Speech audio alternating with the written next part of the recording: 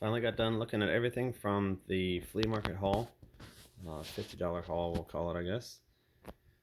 It was a box that they actually held for us. I talked to the owner like a week in advance, and they said they had a box of video games, and they wanted me to take a look at it to see if I wanted it, and they were going to charge 50 bucks for it.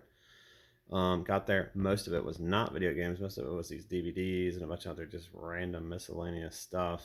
Not really my cup of tea. Normally I would have passed on it, but because of the fact that they held it for me and because of the fact that I'm trying to build a relationship with these folks, I decided to go ahead and get it. It was worth the risk at $50. I went through, took a look at everything to figure out what it all was. Wanted to show you guys this part of what I'm doing. I am putting it in Google Sheets just to kind of keep track of what I purchased. And you can see came up to 53 items total, 16 games, 8 other things, and 29 movies.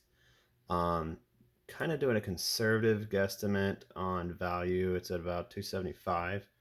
Um, Typically, I'd be willing to pay $91. Now, just that willing to pay is based on a third of that price. It's not based on. It's actually 30%, not 33%. But um, it doesn't mean that I would pay for it. It doesn't mean that I would pay that price. So don't take it that way. That's just a rough guesstimate of how much I would typically pay. Like I said in the previous video, I don't typically want this many items. This is 53 items. It's going to be a pain in the butt to get rid of this. I'll be honest with you. I'll probably give a lot back to the flea market. That's kind of part of the relationship I'm trying to build with this flea market.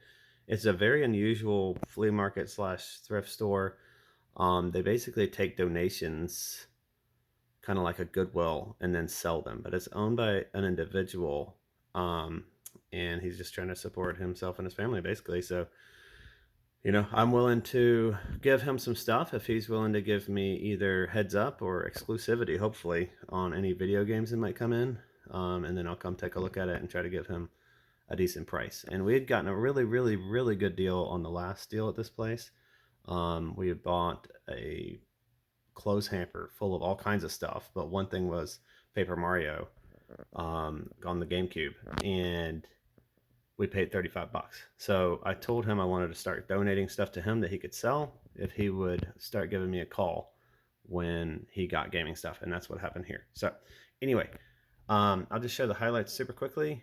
Like I said, typically willing to pay $91.25 according to the third rule. In this case, I would have actually passed on this deal. Any other time I saw it, I would have passed. But because of the situation, I was willing to pay $50.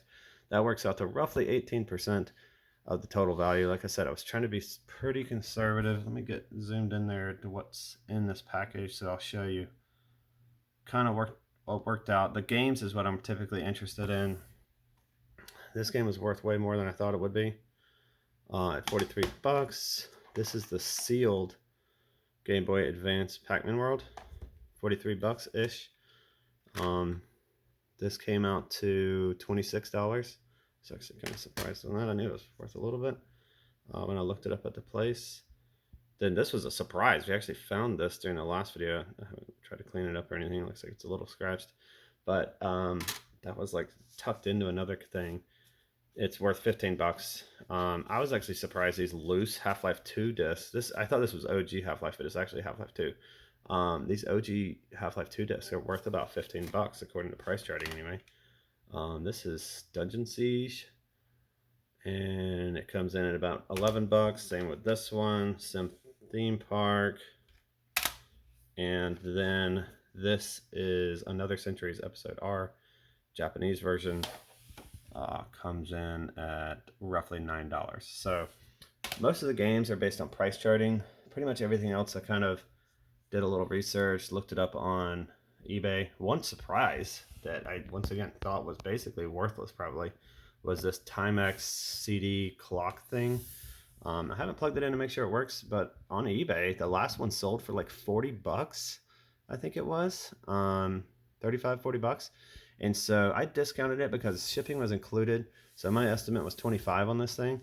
And that's assuming I would have to pay 10 to 15 bucks worth of shipping. And I found out that most of these DVDs, turns out, they're worthless.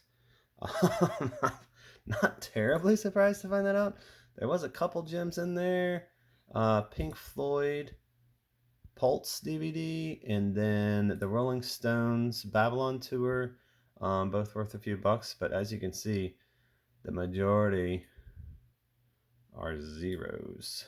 So, you know, I don't claim to be a DVD expert. I know there are a few out there that are worth some money, but they are a lot of work, a whole lot of work. So I'm not really looking to get into that at all.